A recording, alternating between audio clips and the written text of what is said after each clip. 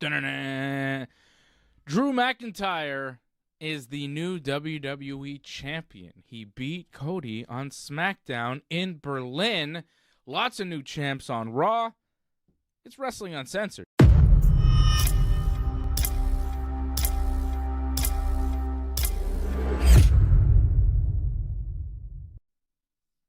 Yeah. Yes, indeed, Johnny. I'm enjoying this. I'm happy. How are you? Not too bad. It's a little bit warmer now, which is nice, but we're in that up and down phase where it's going to be a little bit mild and a little bit freezing back and forth. So it's always a wonderful part of the year, is it not? You're giving me a weather report to start the show. A little windy outside as well. A little bit, and a little bit icy. It's always icy. They don't drop enough salt in Montreal, sadly. Okay. Cool.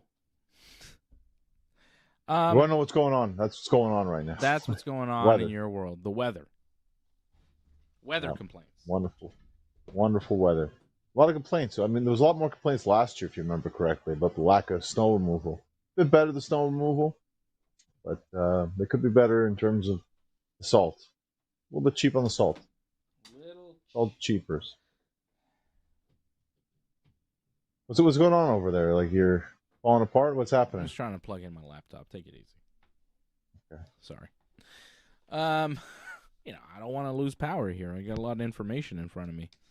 This bad boy's keeping everything going. Okay. So weather aside, Johnny, we're here to talk professional wrestling. And the WWE made some moves this week. They made some big moves. And my complaint about the WWE has been how slow-moving their creative is and how little happens from week to week, that it really just becomes stale and kind of paint by numbers, obvious where they're going. This week, they made some real moves, and I applaud them for it. I want to bury Raw because it was not a good show this week, but I also want to kind of curb that and applaud the WWE for actually taking some chances, being bold with their creative, and providing their fan base with some surprises, with some twists and turns that we weren't otherwise expecting, which is nice because lately it's felt very going through the motions, not creative, not making any choices, really, just kind of doing the same over and over again. And here they took a bit of a risk, and I like it. Drew McIntyre becomes WWE champion in Berlin, defeating Cody Rhodes in a 3 stages of hell match. Drew won the first stage of hell, which was a wrestling match. What do they call it? Good old-fashioned wrestling? I believe officially it was just a singles match. The ring announcer did something with it. There's a lot of weird commentary. Like, you notice when they said, like, holy cow. And they're like, and that stuff that comes from the behind the cow as well. It's like, what the hell are we talking about? This commentary is really awful. Commentary's bad. Commentary's bad overall in WWE. Jim Ross back at the desk in Oklahoma this week for AEW on Dynamite. Nice to see good old JR in Tulsa. That was great. For Dynamite. Yeah, I got to give him a shout out because we love him. He's the greatest of all time. And he's been going through some health issues, so it was really nice to see him back on TV doing commentary. So big shout out to JR. We love Jim Ross. But WWE commentary, kind of rough. Wish we still had JR and the King. But other than the commentary, let's not bury WWE, John. I'm trying to be positive about what they did, because they did a lot. They made some new champions. They took the Women's Intercontinental Championship off Maxine this week. Good move. Put it back on Becky Lynch. Good move. They took the women's tag titles off the Kabuki Warriors and put them on Rhea, Ripley, and Io Sky. I guess they're called Rio as a tag team. I don't know what they're called. Correct. Yeah, Riho. I think she's in AEW, or was, anyways. But Rhea Ripley and Io Sky, they're the new women's tag team champions, and Drew McIntyre becoming the new WWE champion. So he wins the first stage of Hell with the kick that he does there, the Claymore, pins Cody, which was yeah, I see that Devon had a lot to say about JR. I saw that, and I don't want to get into that. That's I don't know. Devon's the only guy that I've heard say these things about Jim Ross, and I just don't want to get into it. JR is denying it. Devon is saying JR is lying. I don't know. It's like a he said. JR said they're going to meet, though. Apparently. Well, good. I hope they do, and they can, clear up whatever misunderstanding. Like, I don't think JR is a racist guy. From everything that I've heard him say over the years, like, he just, I don't see it. Maybe. I'm not Devon. I don't know.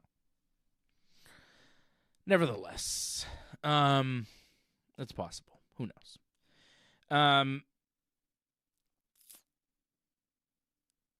The second fall in the 3 stages of Hell, the second match was not just a regular match. It was a Falls Count Anywhere, right? That's what it was, yeah. And correct, Cody won that with the crossroads through the announce table, which was pretty nasty. Cody almost fell off the announce table just before he hit the crossroads. You see that? Kind of stumbled. Could have been bad. I noticed that. I was surprised that he couldn't beat him when he jumped off like one of the entrances through a table. Yeah. Like for a 2 count. That was a 2. I was like, okay, wow. Like that was crazy. Super Drew. Cody got so much air on that. He was hanging in the air for so long, like jumping from the crowd down through the table on Drew. That was nuts. He was flying. He was high up. Only a 2. Yeah. Well, had to hit him with the crossroads. Just back on the first fall, did surprise me that they gave Drew like a clean win over Cody ish in the first one. I mean, kind of cheated. I mean, he pulled down the buckle pad, turnbuckle buckle, yeah, and then like hit him with a low blow, and then that's true. Yeah. I mean, still though, they gave him the first fall. I mean, I expected that. To be honest. Yeah, they kind of cheated him out of it. I guess they didn't really give him any falls then.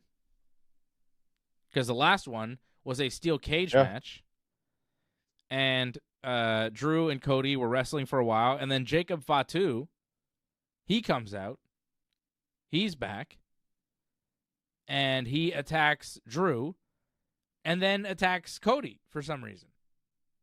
And as he's fighting Cody, Drew crawls out of the ring and wins by escaping the cage and becomes WWE champion. And JACOB looks like, whoops. It was a weird finish. What was JACOB doing? What's the motivation there? I don't get it. You know what I mean?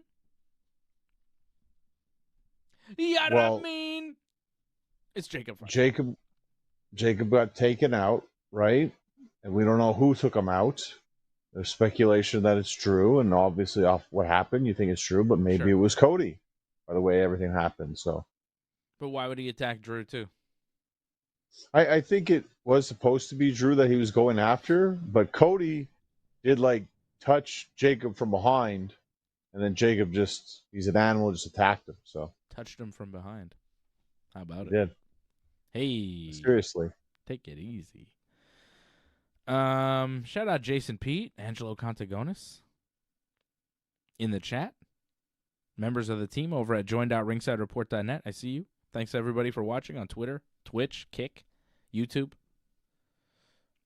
wherever else we're on. Rumble. All the things.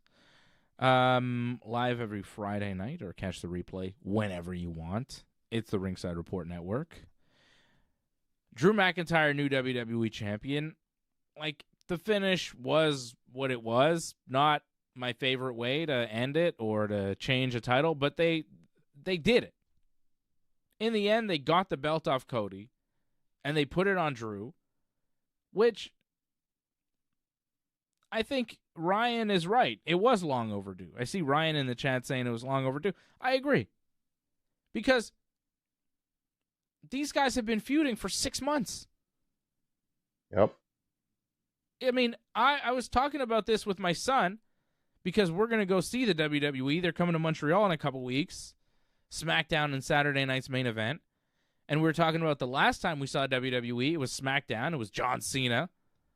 And it was Cena and Cody versus Drew McIntyre and Logan Paul. I remember that, yeah. And after, like, the end of SmackDown was, like, Drew McIntyre throwing Cody into the bottom of the announce table. You remember that? To take him out for, like, a few weeks? He kicked him through the table. Yeah, whatever it was. I couldn't see from my vantage point. It was, like, on the other side of the ring. Rough seats. Missed it. They were good seats, but they're, like, low. You know what I mean? In the Reds. So it was, like, on the other. It was low what they did. That was for TV. But you saw it on the screen. You could have a good view of the screen, I'm sure. But I'm watching. I'm not looking at the screen. Anyways, I saw the replay. It doesn't matter. It doesn't matter. I saw John Cena. John Cena was, like, right there. That was cool. We'll never see him again. Have we ever seen him? I mean, you did see him. You just said you saw him. Well, you can't see him, though. That's the point. You can't see John Cena. Anyhow, I did see him, and it was cool. But the last time we saw WWE, it was August, and Cody and Drew were feuding. It's January. It's been 6 months of this. They've had countless matches. If they're going to still do this at some point, yeah, Drew should win at some point. Otherwise, what are we doing? Otherwise, we're just waiting for Cody to wrestle Roman at Mania with the belt on the line.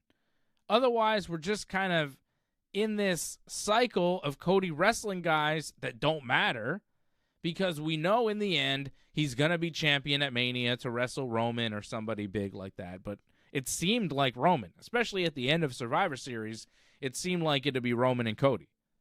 Maybe it'll be Punk and Roman now. Who knows? Who knows?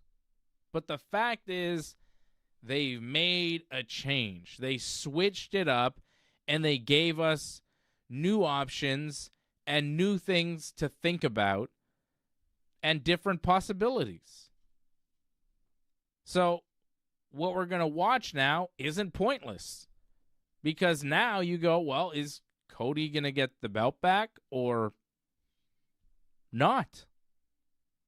And already tonight on SmackDown, they said they're doing 4 qualifying matches next week.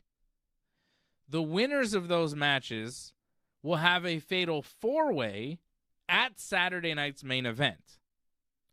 The winner of that match will get a WWE title shot at the Royal Rumble. So Cody's not going to get a rematch at the Rumble. Nope. Will Cody win the Rumble? I mean, what's the path now for Cody Rhodes? Because you know he's going to have some sort of path. It's Cody Rhodes. It's WrestleMania. You know that he's going to be doing something, and you would expect it to be a WWE title match. But maybe not.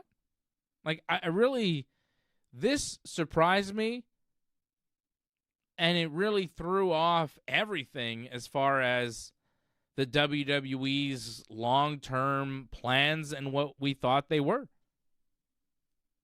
There's still time to kind of turn things around, get the belt back on Cody, whatever, do the Cody Roman match for the belt. It's still a possibility. It's January. WrestleMania is in April. We got time. And like we saw tonight, it could happen on SmackDown. It doesn't have to happen at a Royal Rumble or an Elimination Chamber.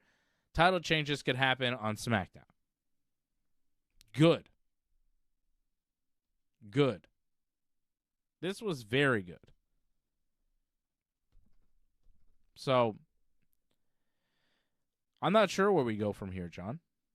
But I like the fact that I'm not sure. It makes it more fun to watch. Well, I think they're still going to stay the course. It's just we're going down a different route now, in a sense, where I think we're still going to get Cody and Roman WrestleMania for the title. Mm-hmm. It's just at some point, Cody's going to have to win the title back. I'm not sure how that's going to happen exactly. Like you said, it could happen on SmackDown, could happen at Chamber. But like you said too, it's not going to happen at the Rumble. Like Drew is more than likely defending that title of whoever's going to win that Fatal 4-Way. More than likely, it's going to be Drew McIntyre versus Sami Zayn at the Royal Rumble. More than likely, I expect that to happen. That would be my guess. The qualifying matches will be Randy Orton versus The Miz. Well, that's Orton, obviously, on that one. Yeah, which is fun. I'm going to see Orton in a Fatal 4-Way in Montreal, Saturday night's main event. That'll be nice. You get to see that entrance. That'll last like 10 minutes, yeah? Yeah. Matt Cardona, formerly Zack Ryder, who said tonight on SmackDown that he's now Matt Cardona. So he's going to be in a match against Trick Williams, who did a promo segment with Randy Orton to start off the show. And yikes. Well, there's a little bit of a screw up there that happened. I don't know if you noticed, like when he slapped the microphone out of Orton's hand. I think he smacked it all the way in the front row or something because you can see the look on it. Yeah, if you see the look on his face, he's like, uh-oh.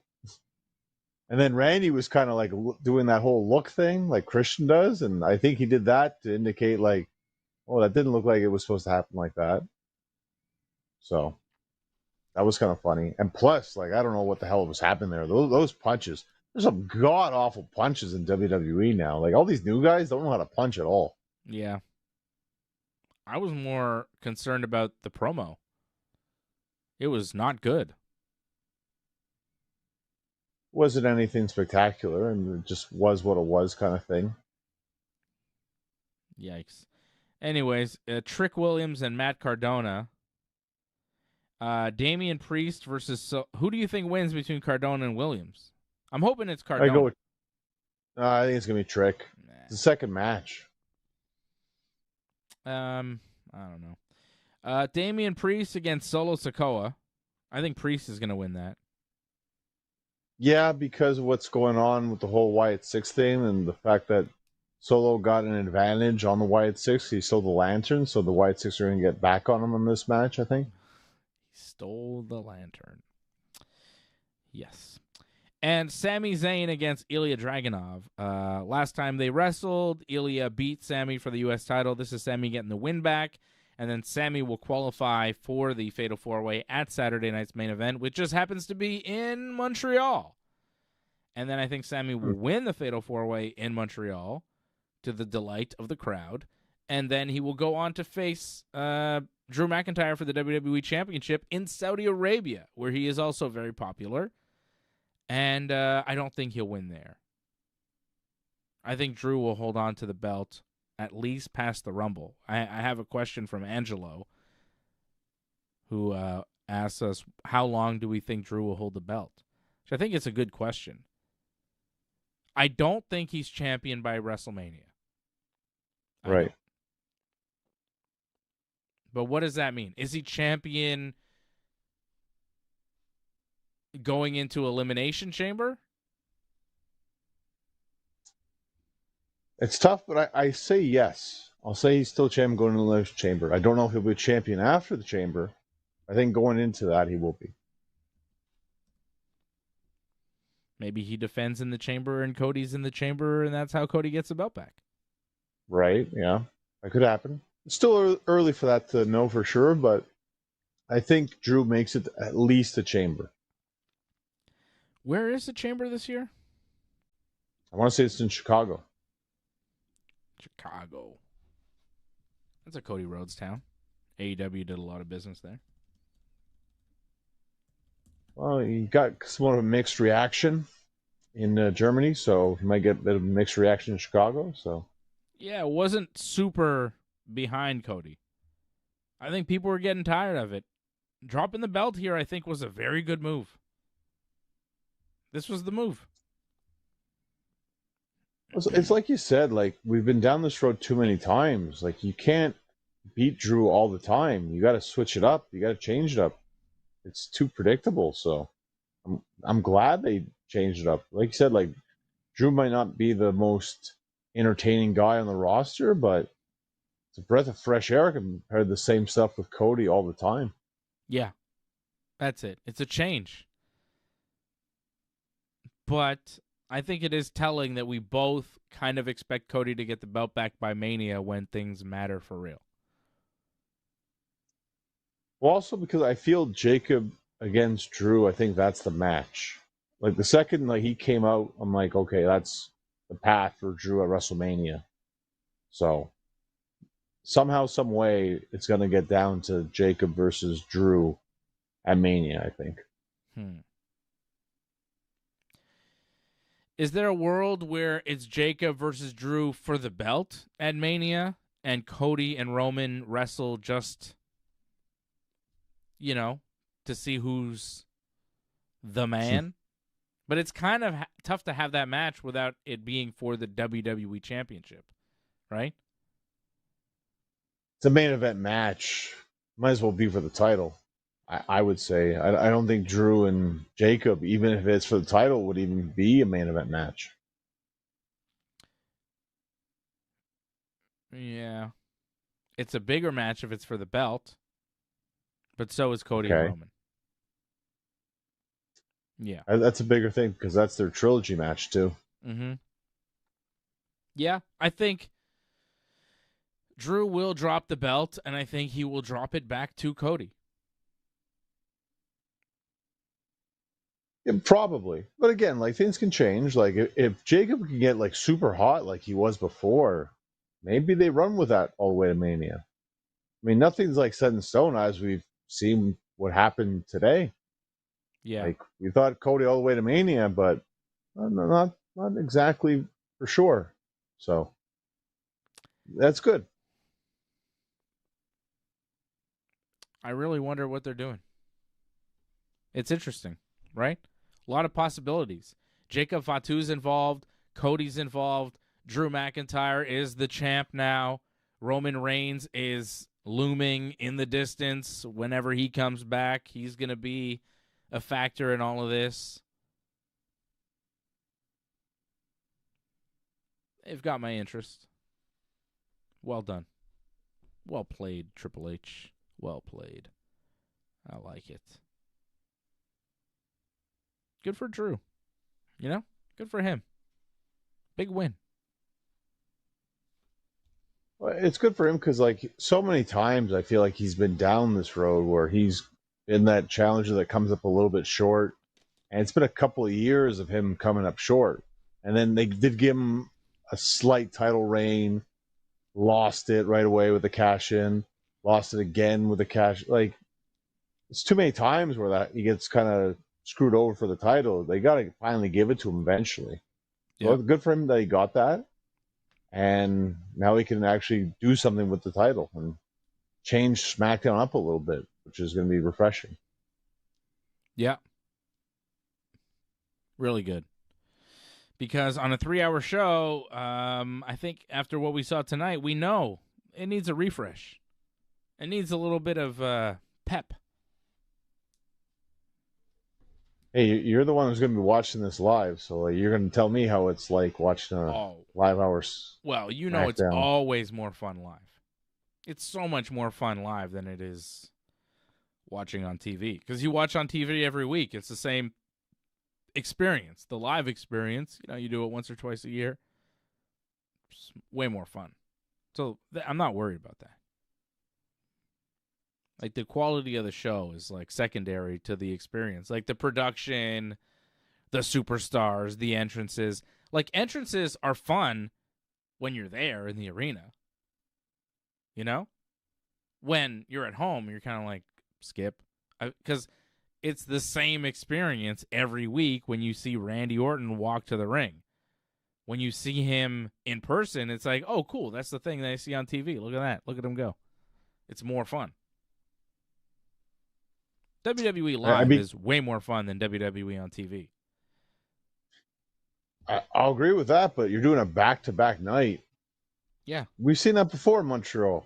It doesn't work out so well sometimes. The first night is pretty good. The second night, not so much. Disagree. The last back-to-back night the WWE did here was sick. Well, yeah, because that was a SmackDown Elimination Chamber. I'm talking like the Raw SmackDown they did. That was bad. Yeah, but that's not what this is. This isn't Raw SmackDown. This is SmackDown Saturday night's main event. Like, it's not Elimination Chamber, but it's still like a different type of show. It's like a special event. You just got to hope they, jack up that card. Because I'd be worried. I'm really not worried. The four-way is going to be fun, even though I know Sammy's going to win. And the crowd's going to be so hot for Sammy winning. Like, that'll be fun. No, I got no problem with that four-way. That's good, but what are the other three matches? Don't know. That's going to be a big thing. I mean, you're going to probably get a women's match, probably. Oh, for I'm going to sure. say, are we going to have Jade versus Jordan Grace? I guess we're going down that road eventually, it seems. I'm guessing from watching SmackDown tonight. I'd rather see Rhea and Io defend the belts. That could happen. I mean, they could defend them anywhere, right? I want to see CM Punk. It's not impossible you get a Raw match. That'd be nice. Yeah. I want the Punker. Give me Punk. I mean, he had that big match against Braun. Yeah. It happened. There were some ups and downs. It was still an all right match, but a couple of flops in that match. Yep. I mean, there was the Frankensteiner that he was trying to do that just completely... Braun almost landed on his head. Trying to do the Frankensteiner on Punk when Punk was not in the right position. Yeah, that might be more on Punk. Because like, you notice they do it correctly later. Oh, yeah, they got back to it. So, and the big thing was, like, Punk's legs were on the wrong side. Yeah. They're supposed to be in, not out. Yeah. And he's sitting down. Yeah. Like, it's not impossible to pull that move off if he's standing, but he's sitting down. It's like, that was not a good position for Braun to be in whatsoever. So, thankfully, he wasn't seriously injured, but that could have been horrific. Punk looked like he was a little out of it. Yeah. Well, sometimes that happens. You just kind of get, like, I don't know if you get, like, winded or something, or... Shaken up, man. He's getting hit really hard by Bron Breakker, who's like half his age and twice his size. You know? Like that happened. Yeah, he's getting hit pretty hard. There was a dive, too, I think, as well, that kind of was a little bit off. A bit. The pile driver looked bad. Oh, yeah, there's some things that look bad in that match. But the pacing was good. I like the pacing of the match. Yeah. Very well done pacing. I mean, it was a little slow at times, but it picked up towards the end. Yeah. It was a good main event in terms of pacing, I thought. It was very long. I mean, it was close to a 3-hour Raw almost, the way it felt like. It felt like Punk was trying to teach Bron Breakker how to work a main event match. It felt teach him how to punch. It felt like wrestling school. Gotta teach him how to punch. Those punches are just really, really atrocious. It didn't feel like a guy who's ready, who's young and hungry and just ready to take it because he's just that good. It didn't feel like MJF CM Punk. It felt like early Roman Reigns CM Punk, where they're just trying to help the kid along because this is the guy they want, so we got to make him into something. Meanwhile, we're watching this and we're like, I feel like Breakker got exposed a little bit. He just seemed not ready after that match. He did not blow me away with his performance. He has very limited offense. His strikes do not look good. He's either killing you or looking like he's doing nothing.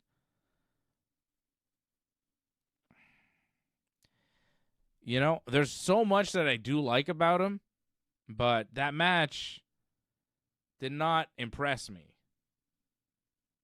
The finish was nice. I liked when he ran and went for the spear and Punk hits the knee and then they go to sleep. I thought it was nice. Good finish. But a lot of the stuff, Breakker hit a gut buster twice in that match. And both times it looked bad. You know, like his in-ring work is not on par with some of the guys like MJF, like Will Ospreay, like, you know, some of the younger kind of 20-year-old, you know, talent under 30 where, you know, it appears that they're the future of the wrestling business. Bron Breakker is not at that level. He's got a lot of promise, and I think he'll get somewhere, but I don't know. I thought the match was okay, but it really felt like Punk was just trying to help him. Hey, you're not wrong. I agree with a lot of your points, without question. It was a learning experience for him. You know, he hasn't had many matches like that, I think, or like been in that kind of situation where he's wrestling a guy where you can beat him up, but you can't completely destroy him because I don't think Punk could take all that kind of punishment. So, but you got to also make it look good as well. So it put him in a difficult spot that he wasn't used to. But that's good for him too. That's how he's going to learn. Yeah. I guess. But it's going to take time. Well, it shouldn't be the WrestleMania main event that people are thinking about because it's not there yet. No. Maybe one day. Yeah, I don't want them to go there now. I feel like they're going to rush it. I know a lot of people were calling for Braun to win on Monday night, but I don't know if they're watching a different match than I am, but I don't think he's ready. I think he will be at some point, but, like, let's chill. Give him another Intercontinental title run. Like, give him something else. Let him have some history. What has Bron Breakker done in the WWE? Why would we rush him to the WWE Championship when he has absolutely no backstory as a wrestler in the WWE? There's no history. He hasn't accomplished anything. Why would his first big accomplishment, first big story be, oh, he's the world champion? Why? Whatever happened to, like, slowly climbing the mountain? He has done nothing. He joined Seth's group. He turned on Seth after like 2 weeks and Seth got hurt. He hasn't done anything. He was Intercontinental Champion for a bit. Who did he beat? Jey Uso? He did, yeah. Who did he lose it to? Jey Uso? Yeah, that's what happened, yeah. Cool. So he didn't really prove much there. He proved he could win and lose to Jey Uso in a short run with the IC belt.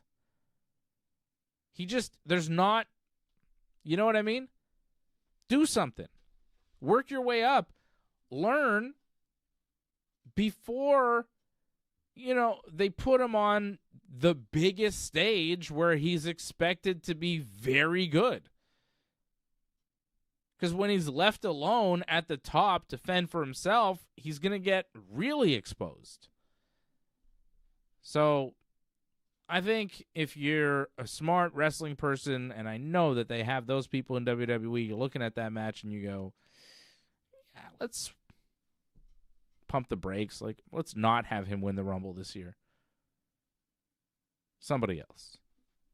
He'll get there, but let's not rush it. It was good that Punk beat him.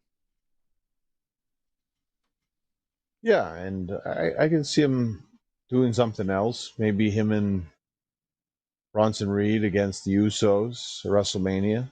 Yeah. That'd be all right for them, I think, at this point. Yes. That's perfect. Win, you know? It's just he's not a seasoned wrestler yet. Gonna take time. Yeah. So Punk still world champion. Drew McIntyre, new WWE champion. Also on Raw this week. I mean, Raw, we got to say, just overall as a show, was not good. It was not a good show. They were pushing it as like this big deal, new. Well, because they had that crossover thing, right? Yeah, it was the Stranger Things crossover, and it was the Netflix anniversary show, right? So they were pushing it as this big deal, and everybody was expecting Chris Jericho to show up and all these title matches, and it was going to be crazy, and who knows. Jericho didn't show up. People are still expecting him to show up in WWE, but he hasn't. So who knows? Maybe the Rumble. But the show as a whole was just not great. We started off with some Stranger Things stuff with Michael Cole and Corey Graves, and then we had Kabuki Warriors versus Rhea and Io, and Rhea and Io won and became the tag team champions. And the match was okay, but not spectacular. Yeah, that's exactly. It had its moment. That's it. Yeah. And Gunther cut a promo, and AJ Styles came out, and nothing really happened there. We have a match next week between them. Right. That was backstage after, right? Yeah. They do an in-ring promo, and then they do the aftermath of the promo backstage. And then we had Maxine Dupri and Becky Lynch, which was terrible. And it was all Maxine's fault. Still needs a lot of work. She's so bad. She did this one move where she just kind of fell. I know exactly what you're talking about. Yeah, it was supposed to be an offense. I know you do, because it was one of the worst botches you will see. Because commentary couldn't even cover for her, because Becky didn't know what the hell she was doing. Maxine looks to be like she hooks Becky's arms, looks to be doing an offensive move, drops to her knees. Becky's just standing there because Maxine has let go of Becky's arms as she drops to her knees and just kind of falls and makes like a mean face. And commentary's like, I don't know what that was. They said, I don't know what that was. They couldn't even cover for it. They didn't even say, oh, she didn't get all of that, because there was nothing to get all of. There was nothing there. It was so bad. All her strikes are so bad. Everything she does it's just not believable. Her promos, the wrestling is just the match with Becky. Incredibly bad. If you are doing that level botch on TV, you got to be taken off TV immediately. If that's what you're doing, if that's your offensive move, and commentary's like, what the hell was that? You're gone. You're gone. I think she'll get more chances, but I think they were right to do this. Put the title back on Becky. Becky more than likely will face AJ at WrestleMania for the title. I think that's what they're building towards. So Cool. it's all made sense. That match was incredibly bad. I was like, okay, let's watch this. Let's see here. What are they going to do? And I knew Maxine was bad. I didn't know she was this bad. She's the worst one. She's the worst wrestler on TV in WWE. I mean, it's tough because I can't think of anyone else at this moment right now. But I feel again she was worse before, so yeah, but that doesn't matter. She's still the worst. Who is she worse? Might be. Kiana James? No, I think she's all right for the role. Like, because she has such a small role. Like, yeah, but sometimes she wrestles. But like Maxine, they made a champion, which is insane. They had her beat Becky. At least Kiana James is just like backup for Giulia, you know? Right. It's a small role, and she does that well. Kind of. That's fine. I wouldn't say well. She does it. It works. It's an awkward pairing that's bringing Giulia down, but whatever. But no, I think Maxine is the worst wrestler on the WWE's TV roster. I have not seen anyone on their shows worse than her.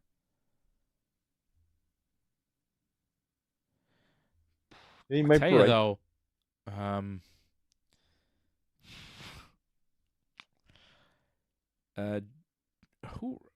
Alexa Bliss and Giulia tonight. That was pretty damn bad. Remember the promo was bad. I texted you about how I didn't like Giulia's promo, but no, the match. What were you expecting for the match? Like, were you really like? I don't know. Giulia looked like she was really pulling her punches there. Like, you talk about Bron Breakker with CM Punk, right? Kind of handling him with kid gloves because he's kind of older and beat up, and you don't want to kill him with everything. With Alexa Bliss, it's like that, but 100 million times.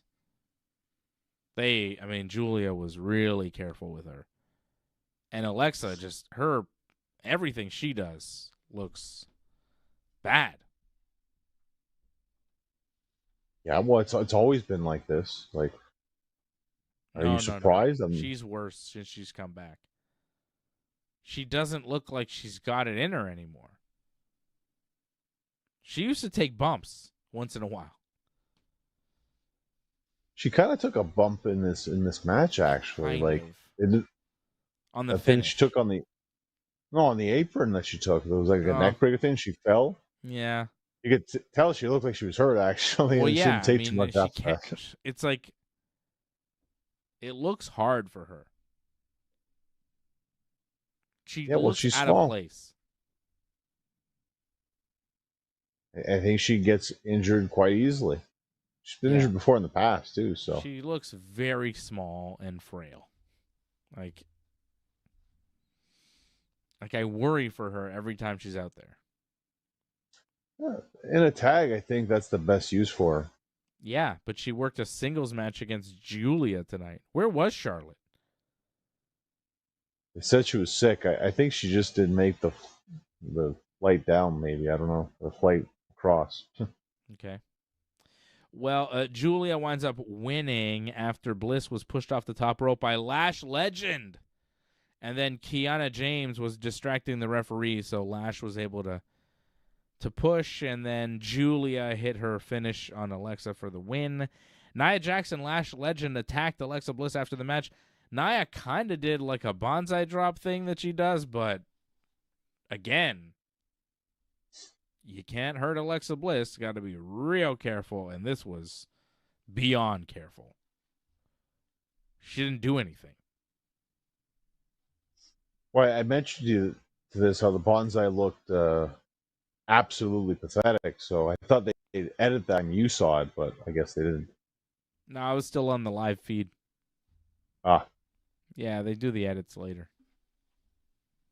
If you're on the live feed, you're good. You get to watch the matches through the commercial and everything.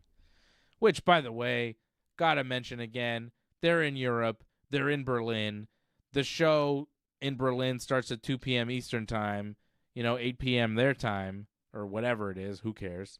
And it's live on Netflix for us. And the Americans, they got to wait till 8 p.m. to watch it. Meanwhile, at 5 o'clock, we had a new WWE champion. We saw it. Everybody saw it. And in the States, they got to wait till, 11 o'clock to find out that there's a new WWE champion? That's insane. Nuts. Amazing that, the U.S. would be the last to know. Yeah. But I love when they're on in Europe. Because then I can watch SmackDown early. Afternoon SmackDown? Fantastic. But it was not a good show. The MFT beat the Wyatts. That was bad. I don't want to watch any of those guys. None of those guys. Everybody in that match is like, all right, I'm done with them. Even Solo at this point, I'm really disinterested in. You weren't a fan of the hidden blade hit by Tama Tonga? No. It wasn't very good. Hidden blade. Come on. Anyways, Jordynne Grace was on SmackDown. She wrestled Alba Fire and beat her. And then Jade Cargill came out and cut a little promo on her, on Jordynne. So I guess they're building towards that. I mean, we've talked about this before. There's not too many challengers for Jade Cargill. And right. Her other challenger, Michin, got injured, apparently at a house show. So, right, she really got injured. She was supposed to wrestle Jade, but she got hurt, and now she's gone. And I heard B-Fab got hurt too. Right. So they're both hurt. Both those people had a little thing going on with Jade, and it went completely unresolved. Because they're gone. Crazy. So now Jordynne Grace and Jade Cargill, which is kind of fun. I mean, it's good for Grace, right away. Put right to the championship feud. I don't think she's going to win, but... Well, yeah, that's it. Yeah, but it's not bad. You get to showcase yourself. She's probably going to wrestle her maybe at the Rumble. That's not a bad spot. Mm. Carmelo Hayes, U.S. champion, beats Shinsuke Nakamura, who comes back out of nowhere to wrestle. What does he wrestle? 3 matches a year? What's the deal? Why was he here? Well, they kept him around to make sure he wasn't in Tanahashi's last match. So yeah. So that's it? Justify it. Yeah, justify it. Stupid. Such dicks. Yeah, so Carmelo beat Shinsuke. Dumb. SmackDown tonight I just didn't think was a great show. It was really mostly about the main event, which I thought was good. I thought the match was good. I thought the result was cool. New champion. So in that way, it delivered. Yeah, it doesn't need to be a 3-hour show. 2 hours is fine, but 3's rough. Yeah. I feel like we just went through so many years of saying that about Raw, and then they finally get Raw down to like a 2-hour show, and then they're like, hey, SmackDown 3 hours. Nuts. You know, it wasn't too bad at first because SmackDown was actually their top show. So you could justify that being 3 hours, but not at this point. Not now. Yep. What else happened on Raw this week? Anything? Liv Morgan beat Lyra Valkyrias. I know Usos cut a promo. Yeah, Usos new tag team champions. Is that it for main event Jey Uso? Is he just tag team Uso again and that's it? Yeah, I mean, that's the best use for him, is it not? Like, I don't think singles was really working for him anymore, so I don't know. He was the best pretty way to over. Go. He's still over. You're still making good use of him, but as a singles guy, you can't deny the matches weren't exactly great. Yeah, I think I don't know, man. I feel like they have gone so far with him to make him a legit singles main event talent that to reel back and just put him back in tags is just bad business. I don't know. Like, it's counterproductive. They've made a guy into somebody. Why would you ruin that? When the main event Jey Uso thing started, when he got put on Raw by himself, you went, I don't know if that's going to work. But they made it work. You know, say what you want about his matches and all of that, but the guy was one of the most over guys on that roster. And he was, you know, the longer you keep him in the main event, especially, the more believable he becomes. He was on the cusp of, I think, being a legit, believable main eventer for a while there in WWE. And to just pull back and set him back in the tag team division seems like, you know, all that good work that you've done, you're just kind of throwing it away. They did a lot to build Jey Uso into what he became. Why stop it? Why ruin it? I don't know. It's a bit of a surprise. I didn't think that they were just going to pull the plug on Jey Uso as a singles wrestler. Really got no one to blame but himself for this. He just was very sloppy in a lot of his matches. And you can't do that with the main event guys. You can't be dangerous like that. And he was. Several times. Was he that bad? You forget that match with Punk? Yes. Well, he was very sloppy. Very, very sloppy. Yeah. I do kind of remember, but not a lot. But yeah, I do remember him being blown up in a lot of his matches. Looking tired, looking like he was struggling to get through them. Maybe tag is a better fit for him. I mean, Jimmy wasn't really going anywhere, so it's good for him. And it's good for the tag division because the Usos are one of the greatest tag teams of all time. Also not a good look if, like, you appear drunk a lot of times after shows or during shows. I don't think that's a good look for the company. He appears drunk? You didn't see him after Cena's last match? No.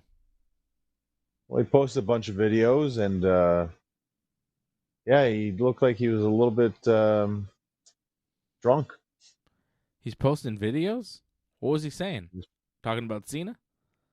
Talking about Cena. Was he drunk crying about John Cena? Yeah. Wow. I got to see that. I'm seeing Matthew wants to know what's our prediction for the Drew McIntyre title reign. We did talk about it already. You can just kind of go back in the video and watch Matthew towards the beginning. We talked a lot about Drew and Cody. Drew, new WWE champion. Does Punk hold the title until WrestleMania? I think so. Does he face the winner of the Rumble? That's a good question. I mean, it's hard to say right now. Is it the winner of the Chamber? Is it going to be the winner of the Rumble? Like, how's it all going to be decided? We got to see how this all plays out because the whole thing with Drew kind of changes a lot of things, right? So changes so much. So wait and see on that one. It's tough to say on that. But I think Punk makes it the Mania at least as champ. Angelo says, Jay is 40 years old, guys. Better if you keep him in the tag division. Why? That's young compared to a lot of the guys in the main event scene in the WWE. Cody's 40. Should we put him in a tag team? Roman's 40. Should we put him in a tag team?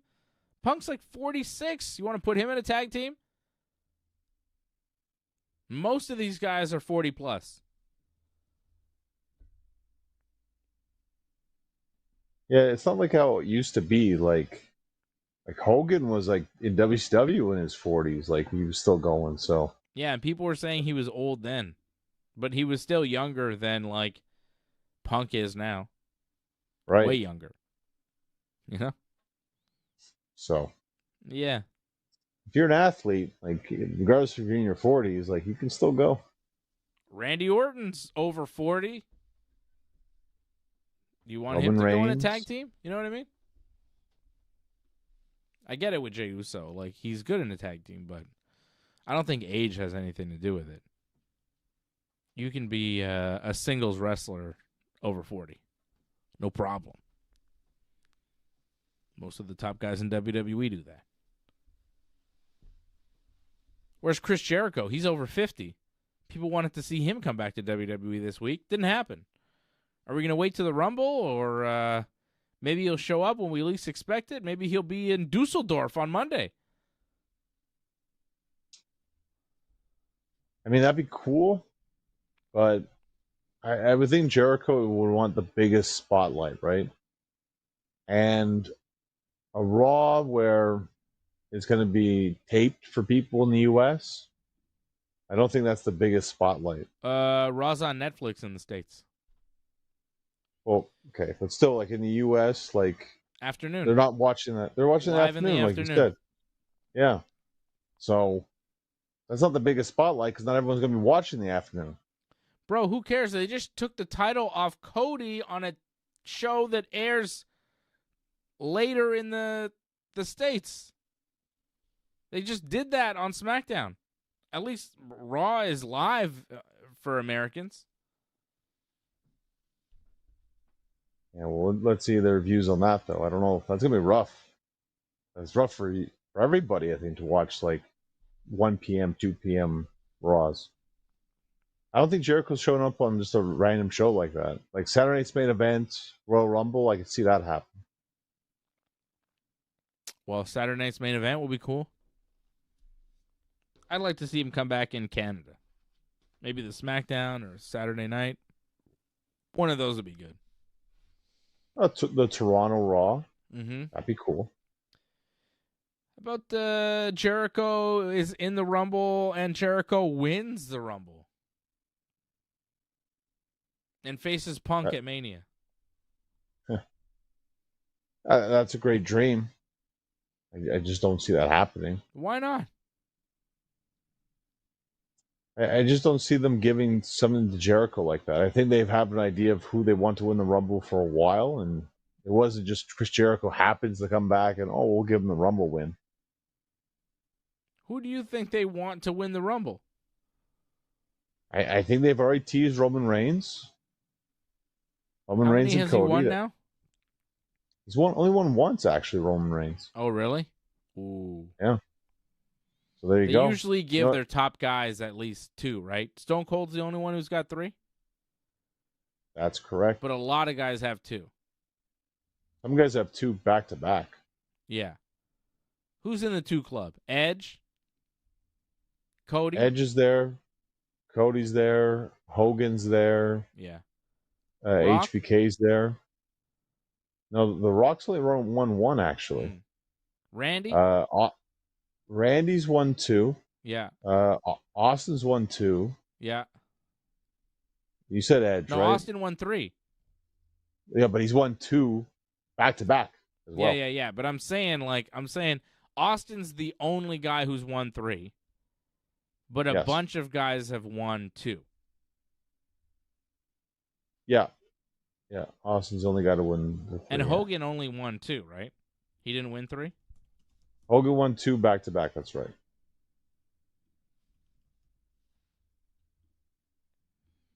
Hogan won in... You said Cena, right? Hogan won in 90 and 91, I think. Yeah, correct. Brett won it once. Shawn won it twice, back-to-back. Stone Cold won it back-to-back, 97, 98. And then he won it again in 2001. Rock won it in 2000, and that's it. Triple H in 2002, and is that it? No, in 2006, Triple H won twice. Cena won twice. 2008 and 14, I think. 13, yeah. 13. Randy won twice. Taker has won it just once. Did Brock win it twice? Brock has won it twice. Interesting. Seth has one. Batista had one. So who won it twice? Oh, sorry. Batista had two. Batista won in 2005 and 2014. So remember Brock, the Bryan one? Yeah. Brock, Triple H, Shawn Michaels, Batista, John Cena, Randy Orton, and Edge, and Cody Rhodes are in the 2 club. But Roman has only won it once, 2015. So yeah, he should win, right? I mean, you look at that list of guys, Batista, Cena, Cody, Shawn, like Roman is on that list. Like Roman should be with them. He should have 2 Rumble wins too. Triple H, Randy, Roman. I mean, they surprised us last year. I did not see Jey Uso winning it last year, and he did it. So yeah. I think we're going back to a staple. I think Roman Reigns. Tribal Chief. Makes sense. Yeah. If you had to pick anybody, like it didn't matter if it made sense, whatever. You want to elevate somebody. Kind of like what they did with Jey Uso. You want to elevate somebody and give them like a world title at WrestleMania. Who would you do it for? Ooh, that's tough. Like I would have said Bron Breakker, but after that Raw match, I'd be like, maybe I'll put on the brakes on that one. Wait a little bit. Say it's tough. I'd give it to LA Knight. Yeah, that's a good one. I like that. You got to go there. He's over. He's got everything you would want. He can talk. He can wrestle. He's worthy of a world title. I think giving him a Rumble win, it's just like, I feel he is a guy who they've been slow building to something. It feels like years now where you're like, are they going to give the Money in the Bank to LA Knight? Is he going to win the Rumble? Is he going to win here? Is he going to do this? And it just never quite comes through. And I think that there's a real desire among a lot of wrestling fans to see LA Knight win a big one. And there are fewer big ones than the Royal Rumble. LA Knight, CM Punk for the title. I think you can do some good promos there leading up to it. It's not the main event, but it's a big match. Have LA Knight beat CM Punk at WrestleMania. That's cool. I'd be happy with that. I want to see LA Knight get something. Like, I'm tired of waiting because I feel like at a certain point, it'll never come. And I like him, you know? He's a talented guy. I want to see him get something. He's been very entertaining. Audiences go nuts for him. What are we doing? I don't think he's winning it, though. But I'd love to see them go there. I think you and a lot of people want to see that happen. But yeah, they just sadly aren't going that direction. And Like, they were him off TV a while back, and we haven't seen him since. So Yep. you gotta There were wonder. Like, rumors he was going to come back on Raw this week. Didn't happen. I could see him come back in the Rumble. I mean, a lot of guys could come back in the Rumble, but I just don't see them winning the Rumble, sadly.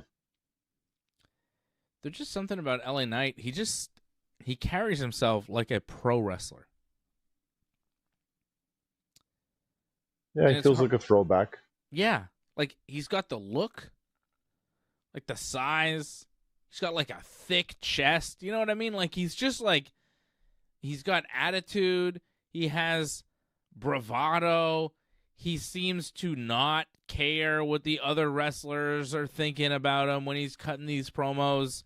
It's like a real out for himself mentality that is lost among this generation of wrestlers that used to be the norm in the 90s and before. Like, I feel like a lot of the wrestlers today are so nice to each other and so friendly that they're not as focused on taking each other out to be the number one guy. I feel like a lot of the wrestlers are happy playing their role on the team because that's how they've been told they're supposed to be. You're not Roman. There's only one Roman, and we're all happy for Roman because he's a good guy, and I'll play my role, and he'll play his, and not everybody can be the quarterback, and all of this stuff. And they're all friends, and they play video games, and they're buddies. And it doesn't seem like it was before. Like Roman and Cody, for example. I think there may be some animosity there, but not really. I think Roman thinks he's the man in WWE and he's the number one, and Cody thinks that he is. And I think that there's, Cody's trying to say some things in interviews like, well, we're not actually friends, and he thinks he's the man, and that's fine, but I think I am, and, there can only be one. And I think that there's some of that playing out between those two guys. But it's not like Brett and Shawn, who hated each other and fought backstage. Like, I don't think Roman's going up to Cody saying, I don't respect you, and I'll never put you over. I don't think he's saying that. Like that gutless, spineless Shawn Michaels did to Bret the Hitman Hart. Piece of crap.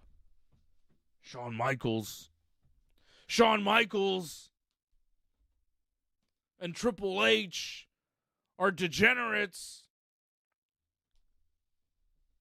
Bunch of scumbags. Anyways, I just don't see the heat. The heat is not the same. Everybody's a little bit nicer. Everybody's a little friendlier. Everybody's more willing to do a job. Guys aren't protecting themselves and their characters like they used to. And that leads to, what we see today, where you have feuds, but you don't really feel that there's real personal beef. With LA Knight, it feels like he's willing to do personal beef with anybody. He doesn't really care. He's not there to make friends. It's a little bit like CM Punk, except CM Punk is like reformed now, and he's like just trying to be friends while like still pretending like he's the mean guy that, but really he's being very safe. But LA Knight seems like he's willing to go for the jugular and he does not care. Didn't he say some stuff recently where you're like, what the hell, man? What did he say? He said something. Are we talking about Punk here? No, LA Knight. Didn't LA Knight say something recently to somebody that was kind of nuts? He can go out of pocket sometimes, and I love it. He's a throwback in so many ways, But in one of the ways is he seems, character-wise, to be very much like willing to step on toes to get ahead. And I think he's ruffled feathers backstage, and maybe that's why he hasn't won the big one. Because maybe politically it's worked to his disadvantage, but he's got that stone cold in him, you know? He's got that, I'm in it for me, come along for the ride. There's an excitement there. There's something. There's a spark. And you could see the hunger, too. That's another thing. He's hungry, and you could tell when he's doing his promos and when he's wrestling, like he believes that if he pushes hard enough, he can get to the top of the mountain.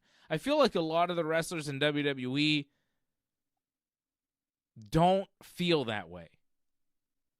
I think a lot of them go, no matter what I do, I'm never going to be Roman or Cody, so I'll just do my thing. I'll just go through the motions because it's a paycheck. But LA Knight does everything with a hunger that makes it feel like he's trying to take the spot. There's a fight there. It's missing.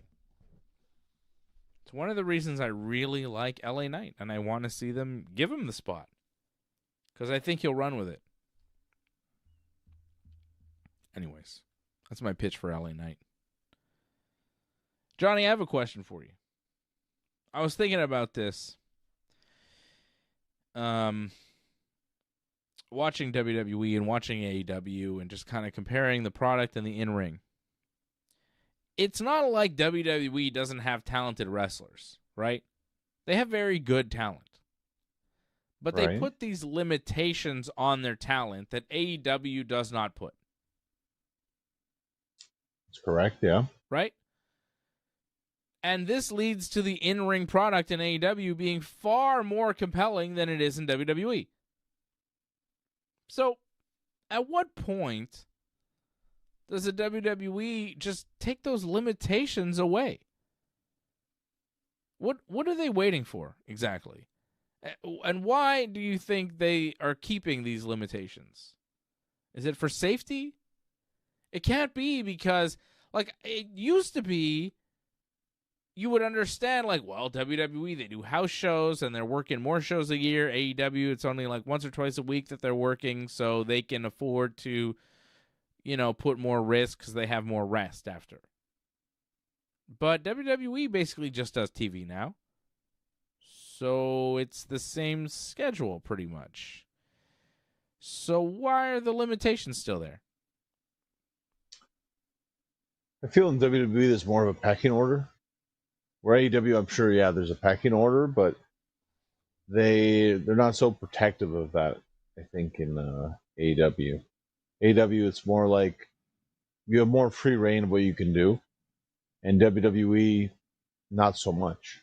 Like, yeah, you notice a Trick Williams-Ray Phoenix match, the first match we saw on SmackDown, that's supposed to be somewhat even-ish, that match, a little bit more for Trick, but Ray got some stuff over, but it got to a point where it's like, okay, you're at this point in the match. It's not about Ray Phoenix getting over. It's just about getting that finish over. Where in AEW, it'd be more like go back and forth, back and forth, back and forth, and just go to the finish. For them, it's more about the story. So that's it. Like WWE, the priorities are different. It's we got to get the story over, and then the characters over. Mm-hmm. I think there's a little too much focus on the story and not quite enough focus on the athleticism in the ring. Well, and you look at a guy like Ray Phoenix who could have brought that match up at another level if he was given the opportunity. Especially if it was AEW, he would have easily. Yeah. But he wasn't given that opportunity in that match, sadly. They got to stop watering down their wrestling in WWE. And I just wonder how much of it is just protecting the Romans and the Codys who aren't going to be doing all that stuff. Like, you don't want to outshine the main event. And they make sure that the mid-card doesn't outshine the main event. Which sucks because, I was just hearing the Dudleys talk about how them and the Hardys and Edge and Christian were like early mid-card at a WrestleMania, and they stole the show, and Stone Cold, told them, man, I can't follow that. Goddamn, son. Hell of a match. And he wasn't mad, and it was just fine, and it was allowed to happen, and the shows were better because of it.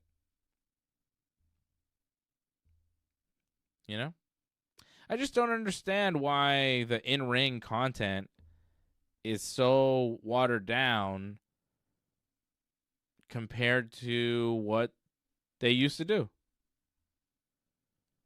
It's just so, because as a fan, it's just so obvious that AEW's in-ring is on another level. And I look at who WWE has, and I know that they have good talent. They just don't take the shackles off them. They just go, yeah, don't do too much. And it's frustrating, because I think the wrestling that we're seeing in WWE could be way better. And what we're seeing these days, like as far as the in-ring in WWE, I haven't seen much that's been mind-blowing. Like, I can't remember the last match I saw in WWE where I went, oh my God, that was incredible. AEW has those pretty consistently. And WWE is capable of it. I just wish that they would let them do it once in a while. Well, I think in their case, WWE, their belief is that to have those crazy moments, they have to be saved for special occasions. So that's their mentality, I think. Right. Like Cody and Kevin Owens at the Rumble could only happen once a year. Yeah, that's a good example. Like, that was an AEW-style match. Right. It was the match of the year, too, in WWE, as far as we thought, right? Yeah, that's what we thought, yeah. And they did a lot. Well, and it stood out a lot, too, because that was a 4-match card. So there's not exactly a lot that resembled that. So it really stood out. And, we should mention that soon after Kevin Owens went down with a neck injury that required surgery, and he still hasn't come back. So it wasn't because of that, though. No, probably not. It was with Ray, right? Yeah, because Ray has that knee brace on him, right? And when he picked him up, I think for the pop-up powerbomb, it hit him on the back of the head and it pulled down on him. So that knee brace has hurt a lot of guys. Those things are rough. I wouldn't really want to wrestle someone with a knee brace, to be honest. Yeah, it's a big old knee brace. He's had 10 surgeries on his knees, if not more. Ray is held together with tape and glue, I think. And stem cells. Hell yeah.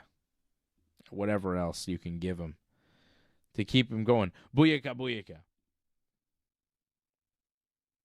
All right. What else is happening?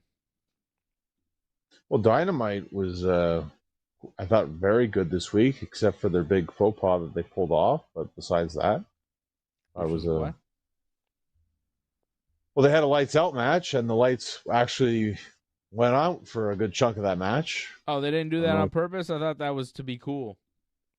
No, because it happened earlier in the show where Andrade came out and they turned the lights off, and then they couldn't really turn the lights back on, kind of thing. And that whole thing with the Willow celebration for winning the TBS championship was half in the dark. Yeah, why were the lights low? I thought that was effect.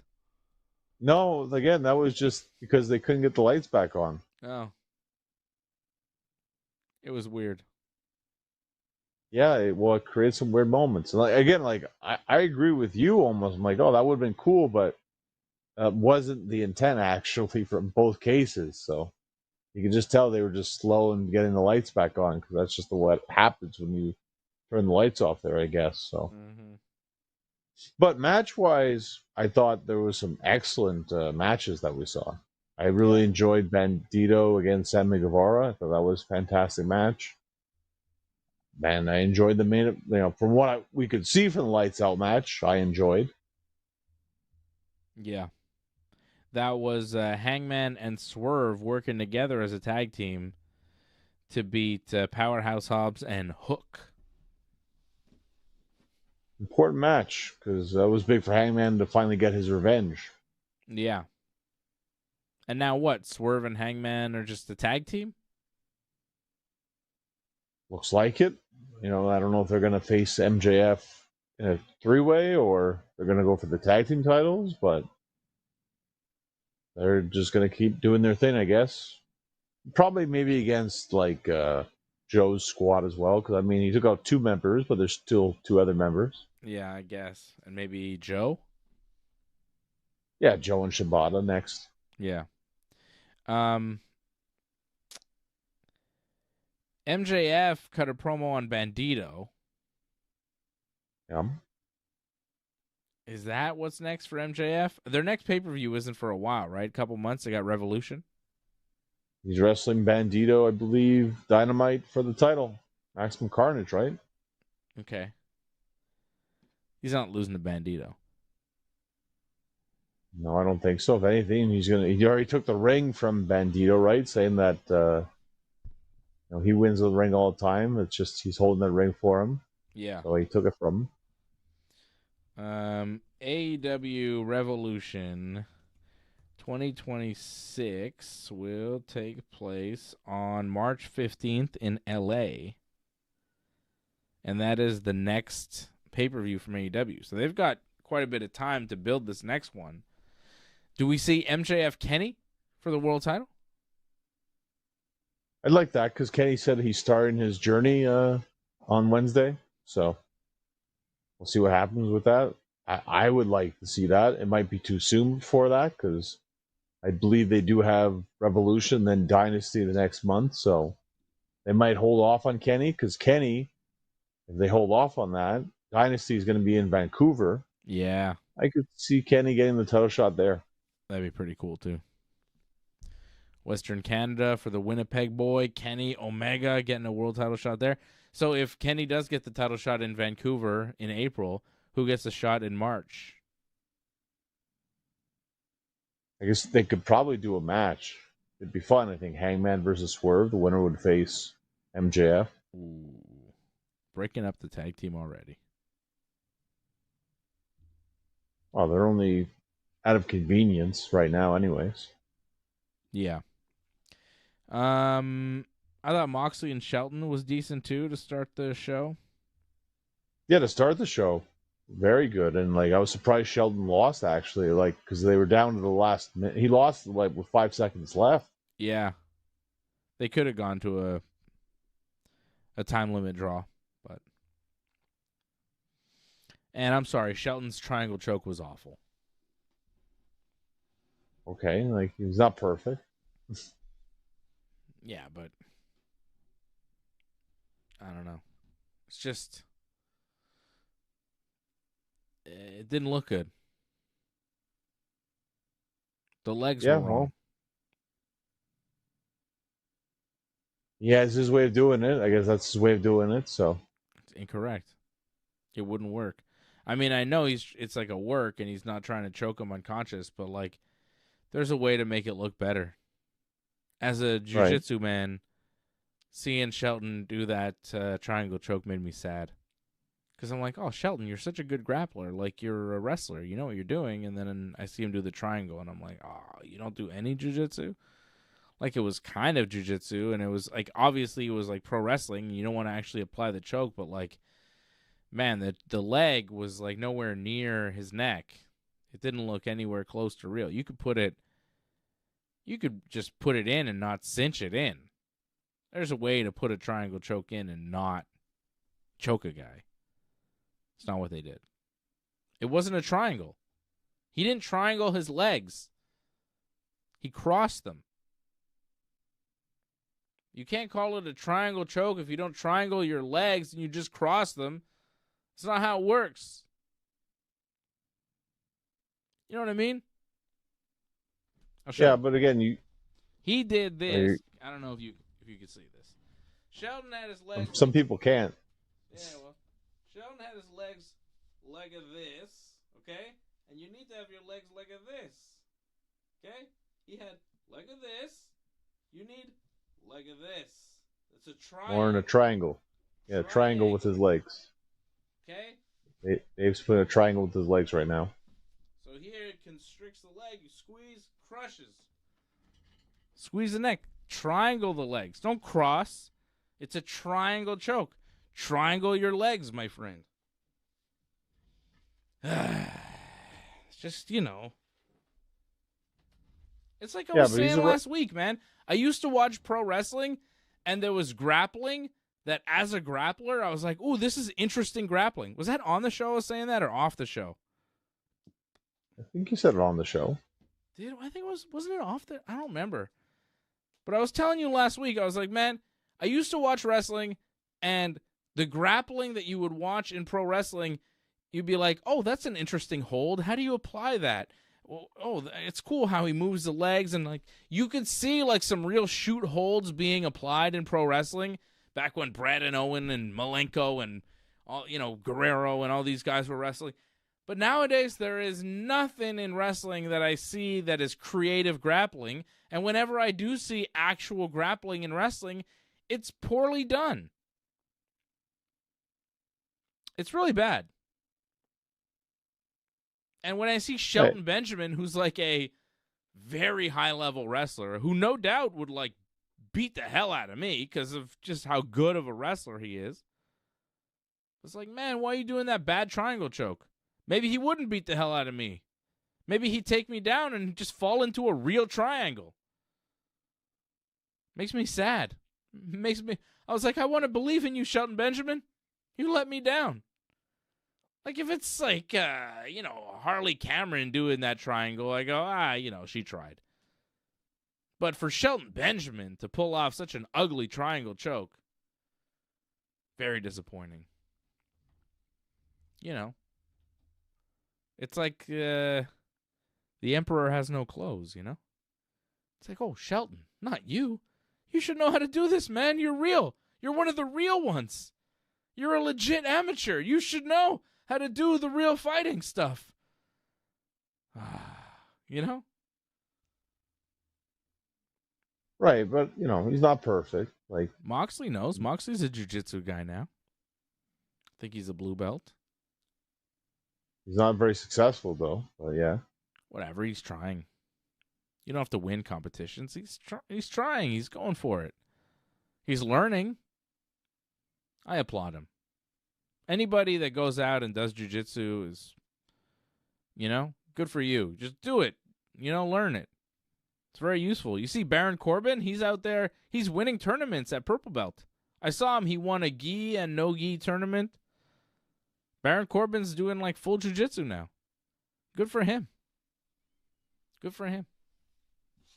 He wasn't one of your favorites, that's for sure. No, but now I have like new respect for him. He's a purple belt. Just like me, John. I think he would probably crush me because he's like 280 pounds. He's a big man. Like 6'8" or something, yeah. Yeah, I would not want to run into him on the mats. I'd be like, bro, you're too big for me. I'm not fucking with you. You're way too big. Gigantic. Dangerous man. Dangerous. Big guy like that, in shape, purple belt in jiu-jitsu, going to tournaments, winning them. Good for him, man. Nice to see guys like, you know, okay, the WWE dream maybe didn't work out, but you're still out there and you're having a good life. It's nice, man. Good for him.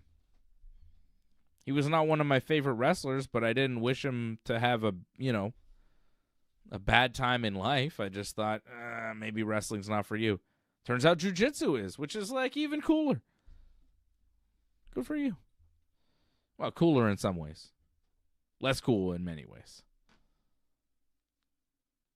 Well, he didn't show up in AEW this week. Someone else did.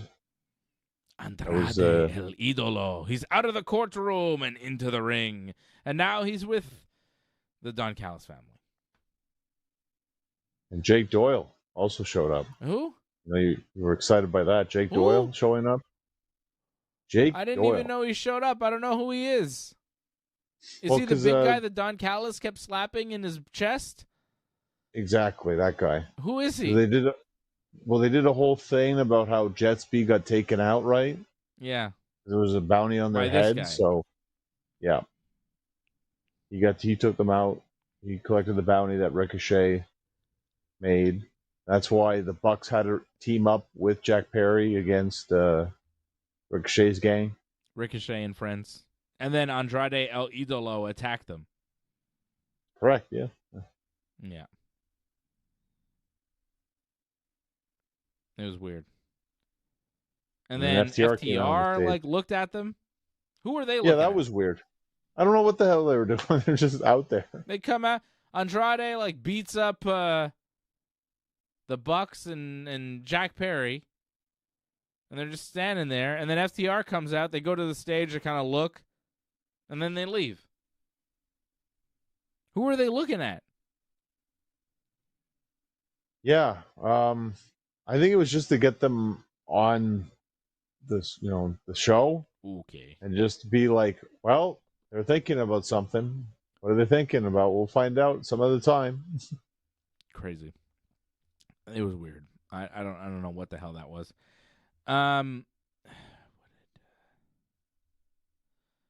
So who is Jake Doyle? Good question, Angelo. I'm still wondering myself. I have no idea. Jake Doyle. Where does he come from? He came from TNA. Oh. Cool. The main thing is, he's just a big guy. He's wrestled with a bunch of guys before in AEW, or guys that are in AEW. He's wrestled them before, so he's got some chemistry with some guys. So there's potential. Okay, if you say so. He's a big guy, so there's something there. I didn't love Willow Nightingale's whole promo thing celebrating her TBS title, but I did like Mercedes Moné coming out. She was fantastic. She had the hat with the veil. She was in mourning. She removes the hat. There's tears coming down her face. She's crying. Right. That was nuts. That was crazy. It's a real actor right there. It's Mercedes Moné. And then she gets all mad, and she goes to hit Willow. Uh-huh. But falls. Willow moves out of the way, and Mercedes fell into the cake that Statlander was holding that was part of the championship celebration. And then she's really mad. I thought that was good. I like Mercedes. It was something. The performance from Mercedes there was amazing. Mercedes is fine, but I really got nothing really off that segment besides the fact that was somewhat of a slight tease that they're going to do Mercedes and Statlander, I think, eventually. Yeah. She's going to blame her for the cake thing, I think. Mm-hmm. That makes sense. I'd like to see Mercedes possibly win the AEW Women's World Title. Mercedes is so good. Big fan. Toni Storm, also great. She beat Marina Shafir by disqualification after the referee was pulled out of the ring by Marina's gang there, Wheeler, Utah. Rare disqualification win in AEW. Doesn't happen much. Made sense in this case because I didn't know who they thought should go over in this match. So that's probably why they went with a DQ finish. Why not just Toni Storm? Yeah, but I think they like to protect Marina. They don't like Marina taking too many losses. So I don't know. Toni Storm seems a little lost in the shuffle right now, which she shouldn't be. No, they're pushing this whole love triangle with Orange and Mina. Yeah, what the hell is that? I don't know what to tell you with that, but that seems to be what they're doing with that. So there's something going on there. Yeah. It seems like a misstep for Tony Storm. Could be doing a little bit more than that, but oh well. Johnny, your next match, when can people see you in the ring? For 2026, let's see you. So, somebody posted a video February 7th. My opponent already put it out there. Vikram. I'm going to wrestle Vikram. That should be good. February 7th in Sudbury for Project X Wrestling. Check out more of their Facebook, Project X Wrestling on Facebook. Yeah, February 7th. It's going to be a big show. There you go. I didn't realize I'm defending the Project X briefcase against him. I don't know if I actually am, but that's what he expects is going to happen. So we'll see if I lose it or not. You better not. I hope I not. think you're good. All right. Well, very good. Thanks to all the members. Thanks for everybody checking in. Angelo, Jason, over at join.ringsidereport.net and membership.ringsidereport.net. Check out our website, ringsidereport.net. So much stuff over there. So much information. We got predictions. We've got news. We've got everything over on our website, ringsidereport.net. Johnny and I will be back next Friday for more wrestling. And that's how we do it. I'll be back Thursday at 8 for more MMA. If you missed last night's Ringside Report MMA show, check it out. Freddie and I made predictions for 2026. Who will the champions be in every weight division in the UFC? Find out with Ringside Report MMA. We have all that and more for you here on the Ringside Report Network. Thanks for sticking with us to the end. We would really appreciate it if you could help us spread the word. You know the drill. Hit that subscribe button. Flip those notification switches. We are an audience-supported network, so consider becoming a recurring supporter at membership.ringsidereport.net. Check out our website at ringsidereport.net.